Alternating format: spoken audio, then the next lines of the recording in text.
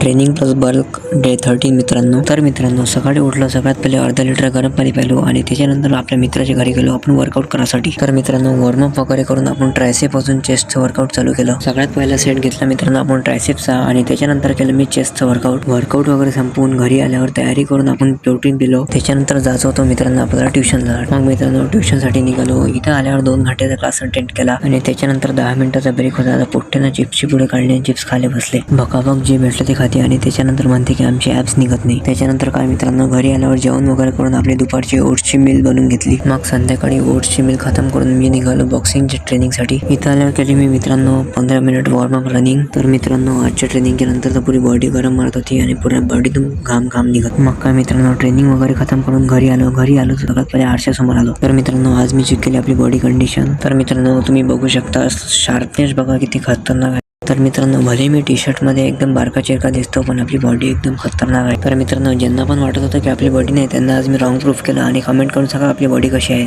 तर मित्रांनो आजच्यासाठी बस एवढंच. भेटूया उद्याच्या नवीन असेच एका खतरनाक व्हिडिओ मध्ये आणि व्हिडिओ आवडला असेल तर लाईक शेअर कमेंट.